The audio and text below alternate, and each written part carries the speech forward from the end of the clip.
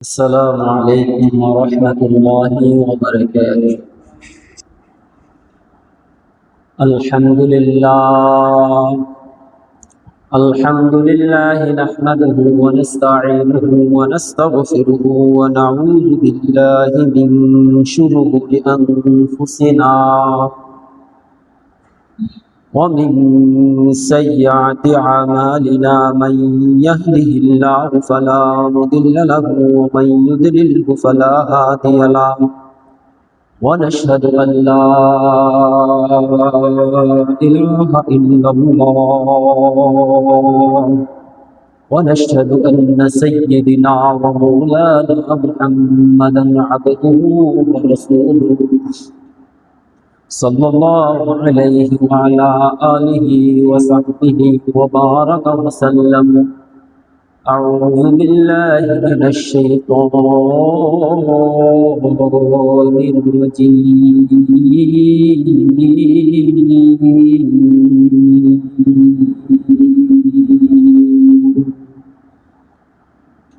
بسم الله الرحمن الرحيم.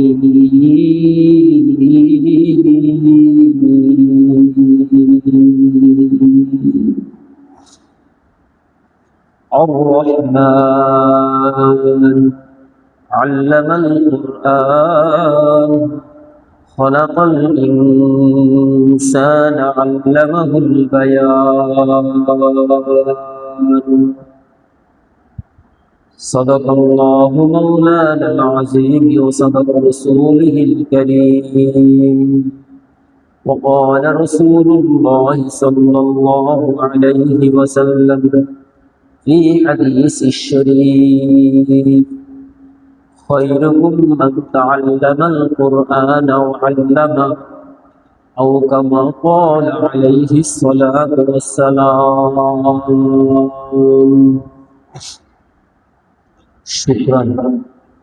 شكرا جزيلا وشكرا عظيما لله رب العالمين، وشكرا كثيرا وسلاما لرسول الله صلى الله عليه وسلم. আল্লাহ তাআলার নিকট হাজারো লক্ষ কোটি শুকরিয়া যে আল্লাহ তাআলা আমাদেরকে দীর্ঘ একটি পবিত্র দিন অতিক্রম করে আবারও আল্লাহ তাআলার হুকুম জুমার নামাজের উদ্দেশ্যে আগে আগে মসজিদে আসার তৌফিক দান করেছেন। এই কারণে শুকরিয়া দান বলে আলহামদুলিল্লাহ। আল্লাহ তাআলা বান্দা বান্দিকে বানিয়ে আল্লাহ তাআলার হুকুম পালন করার, হুকুম মানার বিধান বান্দা বান্দির জন্য জারি করে দিয়েছে। জীবন ব্যবস্থার সবচেয়ে উত্তম মাধ্যম আল্লাহ তাআলা মানুষের এই দুনিয়ার মধ্যে মানুষকে বাঁধিয়ে দিয়েছেন। নারী হোক অথবা পুরুষ হোক, সকলের জন্যই আল্লাহ তাআলা সুন্দর জীবন যাপন, শান্তিতে বসবাস, নিজেদের সবকিছু নিয়েই নিরাপদে থাকার জন্য সকল বার্তা আল্লাহ তাআলা কোরআনে কারিমে দিয়ে দিয়েছেন। বলেন না সুবহানাল্লাহ। এই কোরআনে কারিমের বার্তা অনুযায়ী যে ব্যক্তি তার জীবনকে গঠন করতে পারবে, এই কোরআনে কারিমের আদেশ অনুযায়ী যেই ব্যক্তি নিজের জীবনকে গুছাতে পারবে, সাজাতে পারবে, সে নারী হোক অথবা পুরুষ হোক, তার জন্য উভয় জগতেই মুক্তি আর মুক্তি। তার জন্য উভয় জগতেই আল্লাহ তাআলা সফলতা রেখে দিয়েছেন, ব্যর্থতার কিছুই নাই তাদের জন্য। প্রশ্ন আসতে পারে, হুজুর, আল্লাহ রাসূল সাল্লাল্লাহু আলাইহি ওয়াসাল্লাম হাদিস শরীফের মধ্যে বলেছেন, আদ-দুনিয়া সিজনুল মুমিনিন ওয়া জান্নাতুল কাফিরিন। দুনিয়াটা মুসলমানদের জন্য কষ্টদায়ক জায়গা, জেলখানার মতন এরপরও আপনি বলতেছেন উভয় জগতে মুক্তি আর মুক্তি এর মানে কি? আল্লাহ তাআলা দুনিয়া থেকে মানুষকে পাঠাবার সময় বলে দিয়েছেন ওই সমস্ত মুমিন বান্দাদের জন্য, ওই সমস্ত মুত্তাকি মানুষের জন্য, হে রাসূল আপনি তাদেরকে বার্তা দিয়ে দেন, দুনিয়া তাদের জন্য আমি কয়েদখানা রেখেছি, ঠিক আছে, দুনিয়ার মধ্যে আমি তাদেরকে একটা উদ্দেশ্যে পাঠিয়েছি, সেটা হচ্ছে পরীক্ষা দেওয়ার জন্য।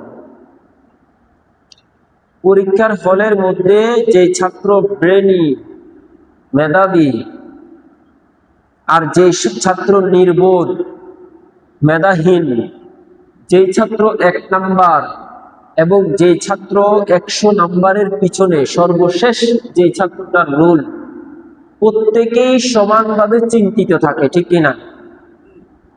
1 নাম্বার ছাত্রটাও পরীক্ষার হলের মধ্যে চিন্তিত থাকে, আমি পরীক্ষা দিতেছি, আমার জানি অবস্থা কেমন হবে।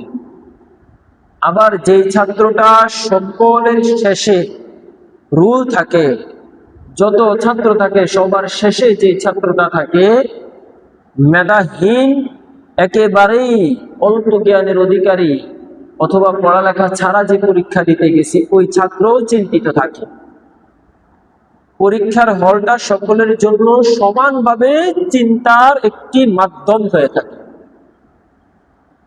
1 নাম্বার ছাত্র সে রাত দিন পড়ালেখা করে, সে রাত দিন মেহনত করে, সে রাত দিন ঘুম না গিয়ে, ঘুম ভেঙে জাগ্রত অবস্থায় পড়ালেখা করে জ্ঞান অর্জন করার পরেও সে পরীক্ষার হলের মধ্যে চিন্তিত। আরো একটা ছাত্র রাত দিন ঘুমিয়ে সারাদিন আনন্দে উল্লাসে পড়ালেখা না করে বিভিন্ন সময় নিজের সময়কে অহেতুক অবলীলায় অবহেলায় ব্যয় করেও পরীক্ষার হলে সেও সমপরিমাণ চিন্তিত এবং টেনশনে থাকে, ঠিক কিনা? ভালো ছাত্রের জন্য পরীক্ষার হলটা যেমনিভাবে চিন্তার জায়গা, খারাপ ছাত্রের জন্য পরীক্ষার হলটা ঠিক তেমনি চিন্তার একটি জায়গা। কিন্তু দুজনের ভিতরেই একটা আশা থাকে, আমরা সফলতায় পৌঁছাবো। কিসে পৌঁছাবো? সফলতায় পৌঁছাবো। তদরূপ দুনিয়ার জমিনটাও ভালো ব্যক্তি হোক অথবা খারাপ ব্যক্তি হোক, আল্লাহর কোরআনের অনুসারী হোক অথবা আল্লাহর কোরআনের অনুসারী না হোক, নবী রাসূলের আদর্শ মানুক অথবা না মানুক, উভয়ের জন্যই দুনিয়ার জমিনটা চিন্তার জায়গা, টেনশনের জায়গা, ভাবনার জায়গা।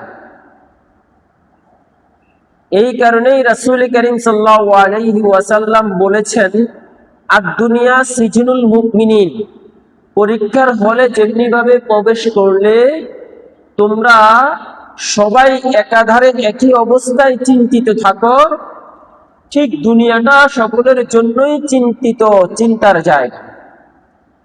কিন্তু অন্যদিকে চিন্তা করতে গেলে দুনিয়ার জমিনের মধ্যে আমরা মুসলমানরা যেইভাবে খাচ্ছি পড়ছি, বিধর্মী বিজাতিরাও ঠিক একইভাবে খাচ্ছে, ঘুমাচ্ছে, পড়ালেখা করছে, ঠিক কিনা? আমাদের জন্য বালা মুসিবত, রোগ ব্যাধি যেমনি ভাবে আমাদের জন্য আসে, বিজাতি বিধর্মীদের জন্য একই সিস্টেমে বালা মুসিবত, রোগ ব্যাধি আসে, ঠিক কিনা? মুসলমানদের জন্য যেমনি ভাবে দুনিয়ার জমিনে অভাব অনটন থাকে, ঠিক কাফের মুশরিক ইহুদি নাসারাদের জন্য দুনিয়ার জমিনে অভাব অনটন রোগ ব্যাধি থাকে। মুসলমানরা যেমনি ভাবে বিত্তশালী হয়, অর্থশালী হয়, কাফের ইহুদি নাসারারাও বিত্তশালী অর্থশালী হয়। মুসলমানরা যেমনি ভাবে এই দুনিয়ার জমিনে গরিব দুঃখী অসহায় ব্যক্তি হয়, কাফের ইহুদি নাসারাদের মধ্যেও হাজার হাজার কোটি কোটি আছে যারা গরিব দুঃখী অসহায় মানুষ রয়েছে, ঠিক কিনা? তাহলে দেখা যায় বাহ্যিক দুনিয়ায়, বাহ্যিক সিস্টেমে, দুনিয়ার জমিনের মধ্যে আমরা মুসলমানরা যেই পরিমাণ অবস্থান প্রেক্ষাপট অতিক্রম করে থাকি, ইহুদি নাসারা খ্রিস্টানরাও একই সিস্টেমের অবস্থান, প্রেক্ষাপট, দুনিয়ার হাল হাকিকত তারা অতিক্রম করতে হয়। দুনিয়ার জমিনে যখনই আল্লাহর পক্ষ থেকে কোনো বড় ধরনের মহামারী, আযাব, গজব নেমে আসে, যেমনি ভাবে মুসলমানরা ক্ষতিগ্রস্ত হয়, ঠিক একই সিস্টেমে কাফের, ইহুদি, নাসারারাও ক্ষতিগ্রস্ত হয়। ঠিক কিনা? এই যে গত 20 সালে পৃথিবীর জমিনকে স্তব্ধ করে দিয়ে, পৃথিবীর জমিনকে ব্লক করে দিয়ে, পৃথিবীর জমিনকে থামিয়ে দিয়ে করোনা নামক ভাইরাস সারা পৃথিবীতে অতিক্রম করে গিয়েছে। এই করোনা নামক ভাইরাসে কি শুধু মুসলমানরা মৃত্যুবরণ করেছে? কথা বলে না। শুধু মুসলমান রাষ্ট্রগুলোই কি ক্ষতিগ্রস্ত হয়েছে? না, বরং এই করোনা নামক ভাইরাসের মাধ্যমে সারা পৃথিবীর প্রত্যেকটা মানুষই সমানভাবে চিন্তিত এবং ক্ষতিগ্রস্ত হয়েছে। ঠিক কিনা? মুসলমান যেমনি ভাবে মৃত্যুবরণ করেছে, ইতালি, ফ্রান্স, বড় বড় ইউরোপ কান্ট্রিগুলো, চীনে, জাপানে, উত্তর কোরিয়ায়, আমেরিকায় ঠিক এমনি ভাবেই মানুষ মারা গিয়েছে।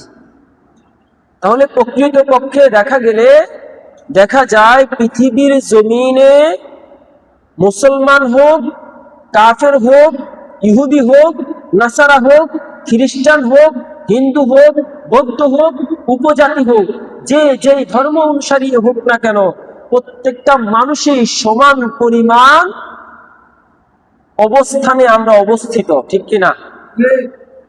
কিন্তু এরপরও রাসূল করিম সাল্লাল্লাহু আলাইহি ওয়াসাল্লাম এই কথা কেন বললেন, আদ-দুনিয়া সিজনুল মুমিনিন ওয়া জান্নাতুল কাফিরিন? শুধু একটা হাদিসের ব্যাখ্যা বলতেছি। এরপরও রাসূল সাল্লাল্লাহু আলাইহি ওয়াসাল্লাম এই কথা কেন বললেন, মুসলমানদের জন্য এই দুনিয়া কয়েদখানা, আর কাফেরদের জন্য এই দুনিয়া জান্নাত। অবস্থান প্রেক্ষাপটে দেখা যায় প্রত্যেকেই সমান। ঠিক কিনা? দক্ষিণা হাওয়া, পশ্চিমা হাওয়া, উত্তরের হাওয়া বইলে সবার গায়েই লাগে, কিন্তু একজনকে বলা হইতেছে তুমি এই বাতাস তোমার গায়ে লাগার কারণে তুমি কষ্টে আছো, আরেকজনকে বলা হইতেছে তোমার এই বাতাসের মাধ্যমে তুমি শান্তি পাইতেছো। এর কারণ কি? মূল বিষয় হচ্ছে, ছোট্ট মেসাল দিলে বুঝতে পারবেন। এসি রুমে থাকা, এসি গাড়িতে থাকা, এসির ভিতরে থাকা মানুষগুলোকে হঠাৎ করে এসি থেকে বাইরে আনলে একটু গরম অনুভব হয় কি হয় না? সামান্য গরম অনুভব হয় কি হয় না? সামান্য অস্থিরতা বোধ হয় কি হয় না? মুসলমানদের প্রকৃত পক্ষে থাকার জায়গা হচ্ছে জান্নাত। মুসলমান প্রকৃত পক্ষে ছিল জান্নাতে।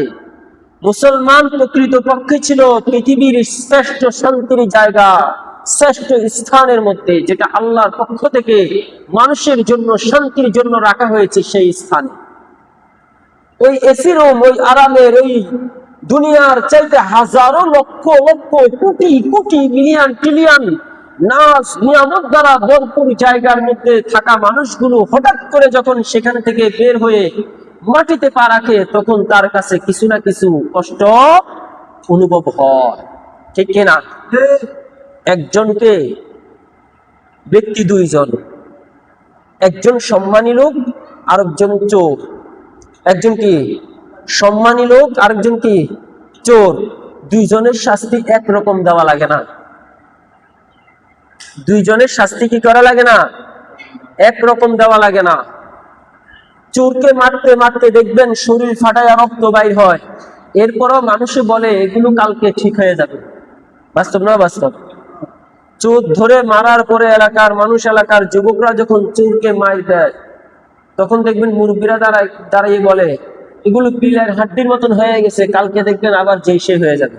ঠিক কিনা? কিন্তু সম্মানী একজন ব্যক্তি, যার ব্যক্তি অবস্থান আছে, তাকে আপনি সামান্য একটা কথা বললেও দেখবেন সে সেটা সহ্য করতে পারে না। ঠিক কিনা? দেখা যায় হাজার মাইলের পরও মানুষ মরে না, কিন্তু সম্মানী একজন ব্যক্তিকে একটা কথা বলার সাথে সাথে সে স্ট্রোক করে মারা যায়, কারণ সে সামান্য এই কথার আঘাত নিতে পারে না, থাকতো মাইরের আঘাত। তো দুনিয়ার মধ্যে মুসলমানদের জায়গা ছিল শান্তির জায়গায়, জান্নাতে। আর এই শান্তির জায়গা ছেড়ে যখন দুনিয়ার জমিনের এই সামান্য একটু কষ্টের মধ্যে এসেছে, এটা তাদের জন্য অনেক কষ্টদায়ক। কথা কি বুঝাইতে পারছি? আমরা রূহগতভাবে আমরা ছিলাম কোথায়? জান্নাতে, রূহের জগতে। আমাদের পিতা হযরত আদম আলাইহিস সালাতু ওয়াস সালাম ছিলেন জান্নাতে। আদম আলাইহিস সালাতু ওয়াস সালাম এর মাধ্যমে আল্লাহ তাআলা আমাদেরকে দুনিয়ার জমিনে পাঠাইছেন ক্ষণস্থায়ী জন্য।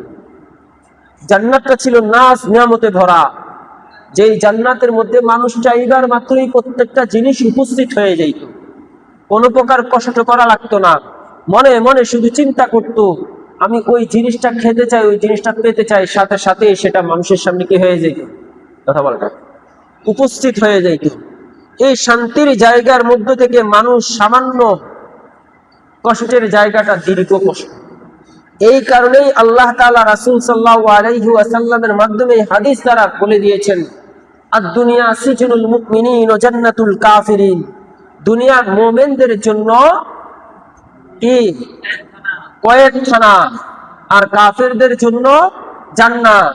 আসলে আমরা যেই দুনিয়ার কষ্ট মনে করি, যেই জিনিস মনে করি, এটাই হলো কাফেরদের জন্য জান্নাত। কারণ কাফেররা কখনোই জান্নাতে প্রবেশ করবে না। যেই জান্নাত কে নির্মাণ করেছে? আল্লাহ তাআলা। তাদের জন্য যারা ঈমানওয়ালা, তাদের জন্য, ঈমানওয়ালাদের জন্য। এই ঈমান তরুতাজার বিষয়ে আল্লাহ তাআলা বলেন, মুসলমান নর এবং নারী প্রত্যেকের জন্যই ঈমান তাজা করার জন্য এই 3.5 হাত বডি পাওয়ার পরেই, রূহ পাওয়ার পরেই তোমাদের সবচাইতে বড় করণীয় হচ্ছেই আগে তোমরা জ্ঞান অর্জন করো। কি অর্জন করো? জ্ঞান অর্জন করো। জ্ঞানের পাশাপাশি দুইটা জিনিস অর্জন করতে হবে, জ্ঞান এবং আল্লাহর মুহাব্বত। কয় জিনিস? জ্ঞান এবং কি? আল্লাহর মুহাব্বত। শুধু জ্ঞানের মাধ্যমেও মানুষ নৈকট্য হাসিল করতে পারে না, পরিপূর্ণ মানুষে পরিণত হয় না। আবার শুধু ভালোবাসার মাধ্যমেও মানুষ পরিপূর্ণ আল্লাহ তাআলার নৈকট্য হাসিল করতে পারে না, পরিপূর্ণ আল্লাহ পর্যন্ত পৌঁছাইতে পারে না। দুই জিনিসের সমন্বয় করে যখন একজন মানুষ অগ্রগামী হয়, তখনই সে প্রকৃতপক্ষে আল্লাহ এবং আল্লাহ রাসূল পর্যন্ত পৌঁছাইতে পারবে। আল্লাহ সুবহানাহু। এই কারণে আল্লাহ তাআলা সূরা রহমানের প্রথমেই বলতেছেন, আর রহমান আল্লামাল কুরআন। ও মানুষ, আমি তোমাদেরকে বলে দিতে চাই, আমি আল্লাহ তাআলা তোমাদের সামনে রহমান নামে পরিচিত হয়ে তোমাদেরকে বলতে চাই, তোমরা সংক্ষেপে শুনে রাখো, যেই সূরা স্বয়ং আমি আল্লাহ তাআলা কাল কঠিন কিয়ামতের ময়দানের দিন জান্নাতবাসীদের সামনে পড়ব। আজকে তো আমি আর রহমান দিয়ে বলতেছি কোরআনের মাধ্যমে, সেই দিন আমি স্বয়ং এই সূরা তেলাওয়াত করে বলবো, আনার রহমান, আমি আল্লাহই দয়ালু। বলুন সুবহানাল্লাহ। আমি আল্লাহ কি? একমাত্র দয়ালু, আমি আল্লাহই দয়ালু। আল্লাহ তাআলা সেদিন এই সূরা বলে বলবেন, আমি একমাত্র আল্লাহ তাআলাই হলাম কি? দয়ালু। আমি তোমাদেরকে আমার রহমান নাম দিয়ে বলতেছি, আল্লামাল কুরআন, আমি তোমাদেরকে কোরআন শিক্ষা দিয়েছি। আল্লামাল কুরআন, আমি তোমাদেরকে কোরআন শিক্ষা দিয়েছি।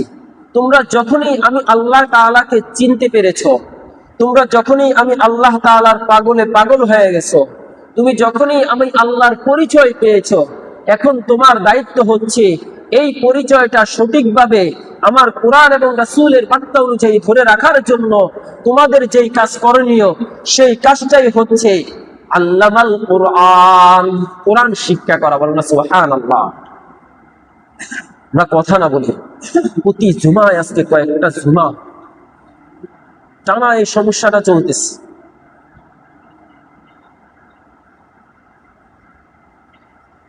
আল্লাহ রাসূল সাল্লাল্লাহু আলাইহি ওয়াসাল্লাম হাদিস শরীফের মধ্যেও বলেন, খায়রুকুম মান তাআল্লামাল কুরআনা ওয়া আল্লামা।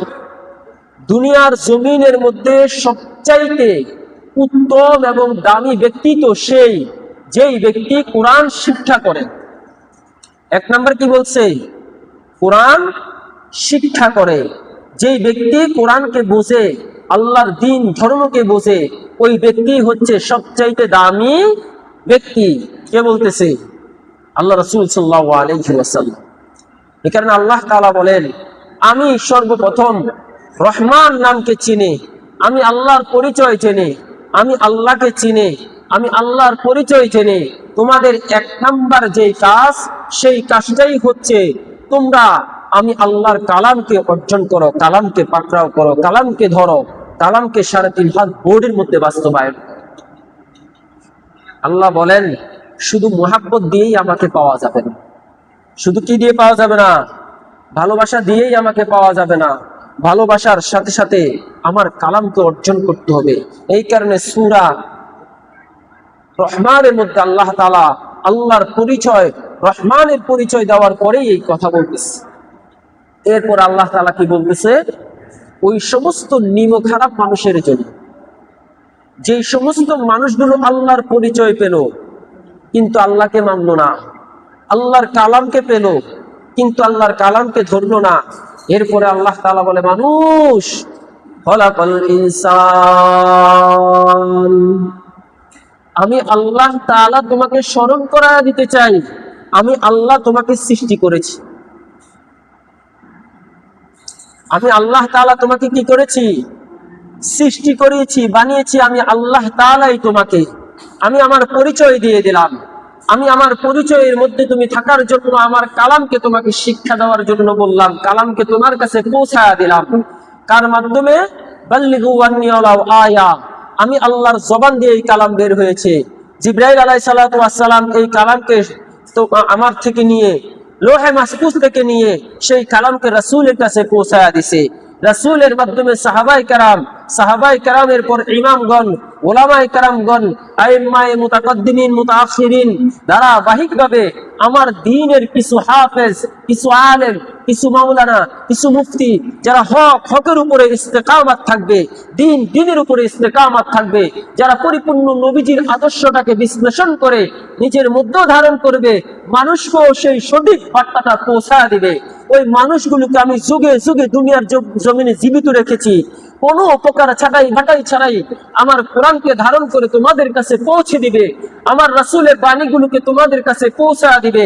সেই মানুষগুলোকে আমি দুনিয়ার শুরু থেকে নিয়ে দুনিয়ার শেষ লগ্ন অর্থাৎ কিয়ামত পর্যন্ত একটা কাফেলাকে রেখে দিয়েছি, যেই কাফেলাটার বার্তা তোমাদের কর্ণগহ্বরে আল্লাহ তাআলা তোমাদের মৃত্যুর আগে পৌঁছা দিয়েছে। ও মানুষ, তোমরা মনে রাখিও, আমি আল্লাহ তাআলাই তোমাদেরকে সৃষ্টি করেছি। বলেন না সুবহানাল্লাহ। খলাকাল ইনসান, ছোট্ট ছোট্ট আয়াত। ছোট থাকতে চিন্তা করতাম কোরআন সামান্য একটা কিতাব, কোরআন সামান্য কয়েকটা পৃষ্ঠার কিতাব, কোরআন সামান্য কয়েকটা লাইন আয়াতের কিতাব, কিন্তু এই কিতাবে এত ব্যাখ্যা, এত বিশ্লেষণ। পৃথিবীর বাইরে, আমাদের চোখের বাইরে, চোখের ভিতরে, আমাদের চিন্তার ভিতরে, আমাদের চিন্তার বাইরে আল্লাহ তাআলা সবকিছু এই কোরআনে কিভাবে প্রবেশ করিয়ে দিয়েছেন। এখন যখন বড় হয়েছি, প্রত্যেকটা শব্দে শব্দে আল্লাহ তাআলা হাজারো লক্ষ লক্ষ ব্যাখ্যা, বিশ্লেষণ, কোটি কোটি আয়াত আল্লাহ তাআলা এই একটা একটা শব্দের মধ্যে লুকিয়ে রেখেছে। বলেন সুবহানাল্লাহ। সূরা রহমানের 3টা আয়াত। আর রহমান, আল্লাহ প্রথমে নিজের পরিচয় দিতেছেন, এরপরে বলতেছেন আমাকে চিনলেই হবে না, শুধু তুমি ব্যক্তিগত তোমার চিন্তা চেতনা দিয়ে চিনলেই হবে না, আল্লামাল কোরআন, আমার কোরআন দিয়ে আমাকে চিনতে হবে। খলাকাল ইনসান, ওই মানুষ, আমি তোমাকে আমাকে চিনার তৌফিক দিলাম, আমি তোমাকে আমার কোরআন তোমার কাছে পৌঁছা দিলাম, এরপরও তুমি নাফরমানি করতেছ। মনে রাখো, আমি আল্লাহই তোমাকে সৃষ্টি করেছি, এটা তুমি স্মরণ করো। এরপর আল্লাহ তাআলা বলতেছেন আল্লামাহুল বায়ান, আল্লামাহুল বায়ান। শুধু কোরআন শিক্ষা দিয়ে এখানেই আমি আল্লাহ তাআলা শেষ করি নাই। শুধু কোরআন বুঝাইয়া দিয়া আমি তোমাকে এখানে শেষ করে দেই নাই। আমার আসমানি বার্তাগুলো তোমাদের কাছে পাঠাইয়া ডাইরেক্ট এখানেই আমি স্তব্ধ করে দেই নাই, বরং দুনিয়ার জমিনে আমি আল্লাহ তাআলা তোমাদের মতন এক প্রকার এক শ্রেণীর মানুষগুলোকে আমি মনোনীত করে নিয়েছি, চিরস্থায়ী তাদেরকে জান্নাতি হিসেবে, চিরস্থায়ী তাদেরকে বার্তাবাহক হিসেবে, অর্থাৎ নবী এবং রাসূলদের মাধ্যমে আমি তোমাদের দুনিয়ার হাইসিয়তে, দুনিয়ার সিস্টেমে, দুনিয়ার প্রেক্ষাপটে, দুনিয়ার চাহিদা অনুযায়ী আমি আল্লাহ তাআলা তোমাদের কাছে আমার এই কালামের স্পষ্ট ব্যাখ্যা বিশ্লেষণ গুলো পৌঁছায়া দিলাম। বলনা সুবহানাল্লাহ। আল্লামাহুল বায়ান অর্থাৎ ব্যাখ্যা বিশ্লেষণ। অনেক সময় আল্লাহর কাছে প্রশ্ন উঠাইতে পারেন, আল্লাহ আসমানি কিতাব, আসমানের ভাষা অনুযায়ী এসেছে, আসমানি কিতাব আসমানি ব্যাখ্যা নিয়ে এসেছে, আসমানি কিতাব আসমানের তাজাল্লি নিয়ে জমিনের মধ্যে অবতরণ করেছে। আমরা জমিনের একটা অসহায় দুর্বল মানুষ, দুনিয়ার হাকিকতে বুঝে, দুনিয়ার কৃষ্টি কালচারের সাথে আমরা এই কোরআনকে বুঝবো কিভাবে? এই কারণে আল্লাহ তাআলা বলেন, শোনো মানুষ, এই লফজ আমার কাছে উঠাইতে পারবা না, কারণ আমি আল্লাহ তাআলা তোমাদের কাছে আমি মনোনীত কিছু মানুষের মাধ্যমে তোমাদের দুনিয়ার জাগতিক সিস্টেম অনুযায়ী আমি তোমাদের কাছে এই কোরআনের ব্যাখ্যা বিশ্লেষণ এবং আয়াতগুলো পৌঁছায়া দিয়েছি। বলনা সুবহানাল্লাহ। বাংলাদেশের মানুষ বাংলাদেশের জমিন থেকে প্রশ্ন করতে পারে যে আমরা আরব কান্ট্রির সেই আরবের ভাষার কালাম কিভাবে বুঝবো? এই কারণে আল্লাহ তাআলা বলেন, বাংলাদেশেও আমি খলিফা নিয়োগ করেছি, বাংলা ভাষার মাধ্যমে তোমাদেরকে কোরআন বুঝায়া দেবে। সেই আমেরিকার মানুষগুলো আল্লাহর কাছে প্রশ্ন করতে পারে, আল্লাহ সেই আরবের আরবি ভাষাগুলো আমরা আমেরিকার ইংলিশ ভাষাওয়ালা মানুষগুলো, এই সমস্ত দুনিয়াবি বিজাতীয় মতাদর্শের কৃষ্টি কালচারের মানুষগুলো, এই সমস্ত উলঙ্গপনার মানুষগুলো আমরা কিভাবে তোমার এই কালামকে বুঝবো? আল্লাহ তাআলা বলেন, আমি সেই আল্লাহ তাআলাই ইংলিশ ভাষায়, আমেরিকান ভাষায়ও আমি তোমাদের কাছে আমি আল্লাহ তাআলা খলিফা প্রেরণ করে দিয়েছি, যেই খলিফাদের মাধ্যমে আল্লাহ তাআলা তোমাদের এই ভূখণ্ডের সিস্টেমে আমার কোরআনকে তোমাদের কাছে আমি পৌঁছায়া দিয়েছি। বলনা সুবহানাল্লাহ। এই কারণে আল্লাহ তাআলার এই জমিনের মধ্যে, আল্লাহ তাআলার এই পৃথিবীর জমিনের ভূখণ্ডগুলোর মধ্যে আল্লাহ তাআলা ভিন্ন ভিন্ন ভাবে বার্তাবাহক পাঠিয়ে দিয়েছেন। এই কারণে আল্লাহ তাআলা বলেন, আল্লামাহুল বায়ান।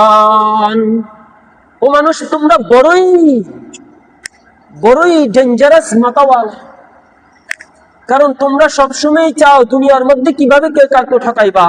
কাল কঠিন কিয়ামতের ময়দানের দিনেও মানুষগুলো আল্লাহকে ধোঁকা দিবে। কাকে ধোঁকা দিবে? আল্লাহকে ধোঁকা দিতে চাইবে। আল্লাহ মানুষকে জান্নাতে নেওয়ার জন্য যে পরিমাণ উসিলা খুঁজবে, মানুষগুলো আল্লাহকে বিভিন্ন ভাবে আল্লাহর হুকুম না মেনে চলার কারণে বাঁচার জন্য সেদিন বিভিন্ন উসিলা খুঁজবে। আল্লাহ তাআলা এই কারণেই বলতেছেন, বান্দা আমি সূরা রহমানের সামান্য ৩-৪ আয়াতের মধ্যে তোমাকে বুঝায়া দিছি যে দুনিয়ার হাকিকত, হাল হাকিকত কিভাবে। এই কারণে রাসূল করিম সাল্লাল্লাহু আলাইহি ওয়াসাল্লাম দুনিয়াতে আগমন করে বলেছেন, ইন্নামা বুইস্তু মুআল্লিমান। ও দুনিয়ার মানুষ, ও দুনিয়ার মানুষ, ও দুনিয়ার মানুষ, আমি মুহাম্মদ সাল্লাল্লাহু আলাইহি ওয়াসাল্লাম নবুয়ত পাওয়ার পর থেকে নিয়ে কিয়ামত পর্যন্ত যতদিন সূর্য পশ্চিমে না ডুববে ততদিন পর্যন্ত মনে রাখিও, আমি মুহাম্মদ তোমাদের জন্য শিক্ষক হিসাবে প্রেরণ হয়েছি। বলনা সুবহানাল্লাহ। মানুষ, কার কাছে যাইয়া তুমি অভিযোগ দাঁড়া করাইবা? কার কাছে তুমি অভিযোগ দাঁড়া করাইবা? বয়সের 60 বছর, 70 বছর, 80 বছর হয়ে গেছে, হাজারো ভাষা অভিজ্ঞতায় অর্জন করলা, কিন্তু আল্লাহর এই কালামকে একটু শিখলা না। হাজারো ভাষা তুমি পড়তে পারো, কিন্তু আল্লাহর কালামকে পড়তে পারো না। এক একজন ইংলিশ মিডিয়ামে পড়ে, প্রতি মাসে 60, 70, 80 হাজার, লক্ষ লক্ষ টাকা ব্যয় করে। বাস্তব না বাস্তব? অথচ আল্লাহর কালামকে 100 টাকা দিয়ে শিখতে তোমার কষ্ট হয়ে যায়। আল্লাহ তাআলা সেদিন তোমাকে তোমার ওই ইংলিশ মিডিয়ামের কালামগুলোকে নিয়ে সামনে দাঁড়া করায়া বলবেন, ও মানুষ, তুই দুনিয়ার জমিনে টাকা উপার্জন করেছিস, এই ইংলিশ মিডিয়ামের ভাষাগুলো শেখার জন্য তুই প্রতি মাসে 30,000 টাকা, 60,000 টাকা, 70,000 টাকা, কোটি কোটি টাকা ব্যয় করেছিস। আমি আল্লাহর কালাম আমি তোর কাছে সস্তায় পৌঁছায়া দিছি, বিনামূল্য আলেম ওলামায়ে কেরাম সাপ্তাহিকভাবে, মাসিকভাবে কোরআন শিক্ষা ক্লাস করেছে, তুই শিখোস নাই। ঠিক কিনা? 100 টাকায় তোর সন্তানটাকে মুক্তবে পাঠাইতি, সেটাও তুই করস নাই। আমি আল্লাহর এই কালামের এত এত অবমূল্যায়ন, অথচ তোর ইংলিশ ভাষা তোর দুনিয়াতেই শেষ, অথচ তোর ইংলিশের দৌরত্ব দুনিয়ার মধ্যে শেষ, অথচ তোর ইংলিশ মিডিয়ামের সেই শিক্ষিত ছেলেগুলোর মর্যাদা দুনিয়ার জমিনে আমি আল্লাহ খতম করে দিয়েছি। আজ দেখ ওই সমস্ত ছিঁড়া কাপড় পরনেওয়ালা ব্যক্তিগুলো যাদের সন্তানদেরকে আমি আল্লাহর কালাম চিনাইছে, যাদের সন্তানগুলোকে আমি আল্লাহকে চিনাইছে, যাদের সন্তানগুলোকে আমি আল্লাহর রাস্তায় চলিয়েছে, যাদের সন্তানগুলোকে না খেয়ে না পড়ে আমি আল্লাহর লাইনে বড় করেছে, যাদের সন্তানগুলোকে নবীজির আদর্শ তাদের গায়ে লেপ্টায়া দিছে, যাদের সন্তানগুলোকে নবীজির চরিত্র দ্বারা আবৃত করে ফেলেছে, আমি আল্লাহ তাআলা আজকে এই চিরস্থায়ী দুনিয়ার রাজত্ব আমি তাদের হাতে উঠায়া দিলাম। আজকে তোরা তাকায়া থাক, আমি তাদের হাতে তাদের রাজত্ব উঠায়া দিব না। সুবহানাল্লাহ। ও মানুষ, দুনিয়ার জমিনে গরিব দেখেই পাগল হয়ে যায় ওটা। দুনিয়ার জমিনে এটা দেখো যে ওই ছেলেটা আল্লাহর কালাম পারে কিনা। যদি দেখো ওই ছেলে আল্লাহর কালাম পারে, যদি দেখো ওই ছেলে আল্লাহর কালাম বোঝে, তাহলে ইংলিশ মিডিয়ামে পড়া শ্রেষ্ঠ ডাক্তারটাও নিকৃষ্ট এই ছেলের চাইতে, ঠিক কিনা?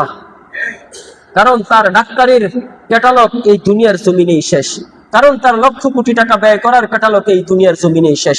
আজকে আমরা যারা কালাম কোরআন বুঝার কারণে, কালাম কোরআনের দাওয়াত দেওয়ার কারণে, কালাম কোরআনের বার্তা তোমাদের কাছে পৌঁছানোর কারণে যেই ব্যক্তিদেরকে আজকে আমরা অবহেলা করি, মসজিদের ইমাম, মুয়াজ্জিন, মাদ্রাসার শিক্ষক বলে, কাল কঠিন কিয়ামতের ময়দানের দিন মনে রাখিও, তুমি দুনিয়ার রাজা বাদশাহ নেতা হইতে পারো, নেত্রী হইতে পারো, কিন্তু ওই সমস্ত মানুষগুলোর নেতৃত্বেই কাল কঠিন কিয়ামতের ময়দানে জান্নাতে তোমাকে অতিবাহিত করতে হবে।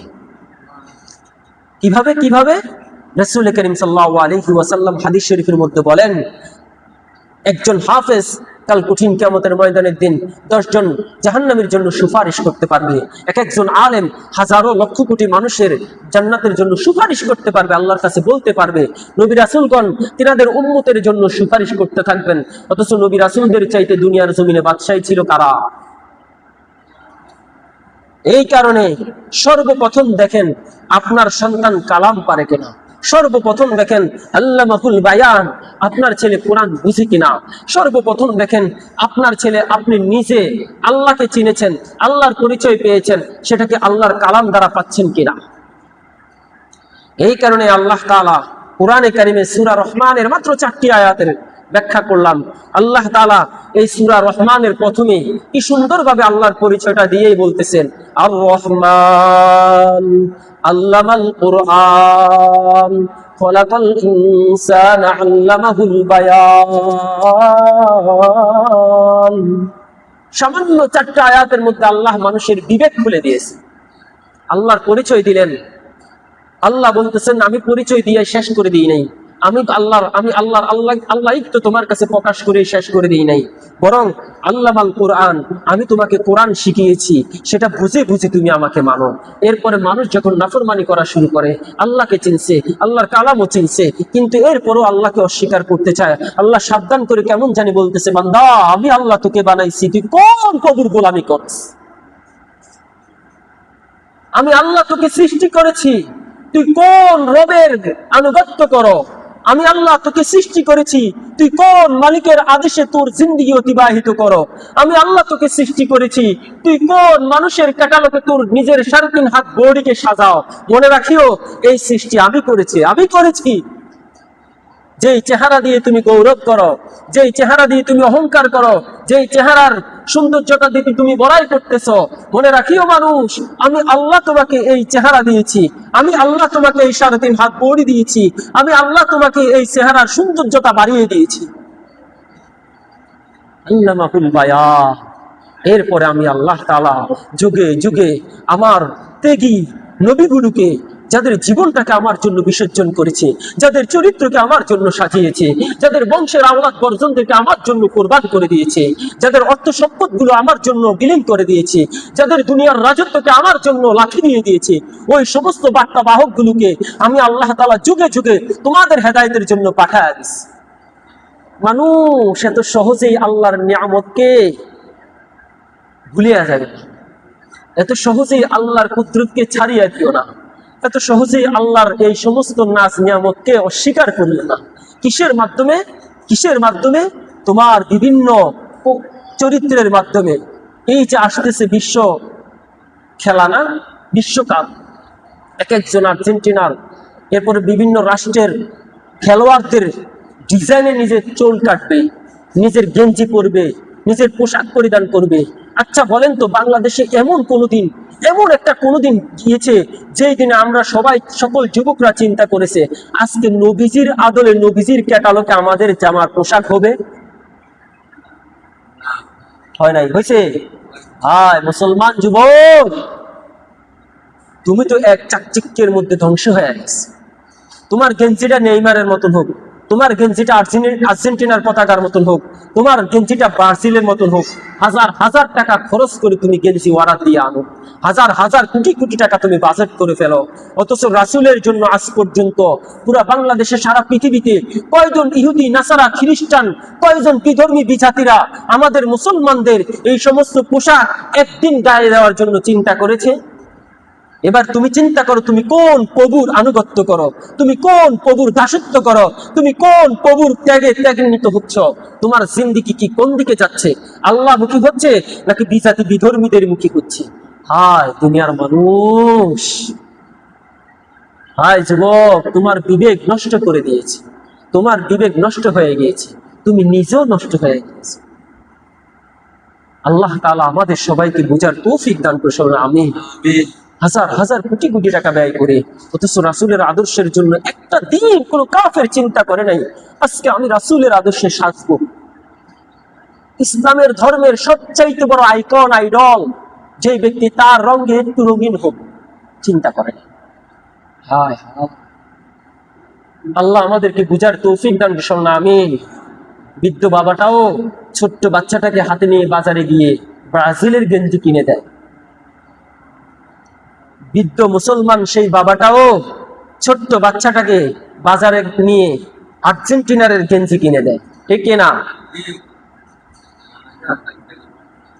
চলো চলো, তোমার রাস্তাও চলতেছে, আল্লাহ তাআলার কিছু নাখান্দার অযোগ্য মানুষগুলোর রাস্তাও চলতেছে। দুনিয়ায় যাদেরকে তুমি হাবাগোবা লেবাডাবা মনে করতেছো, ওই মানুষগুলোই একদিন দেখবা তোমার নেতৃত্ব দিবে ইনশাআল্লাহ। তবে ক্ষণস্থায়ী দুনিয়ার না, বরং চিরস্থায়ী সেই জান্নাতে। আল্লাহ তাআলা আমাদের সবাইকে বুঝার তৌফিক দান করুন, আমিন। সূরা রহমানের সামান্য 4টা আয়াতের বিশ্লেষণ করলাম, আল্লাহ এগুলো বুঝে নিজের জিন্দেগিকে সাজানোর তৌফিক দান করুন, আমিন। আসসালামু আলাইকুম ওয়া রাহমাতুল্লাহি ওয়া বারাকাতুহু। যারা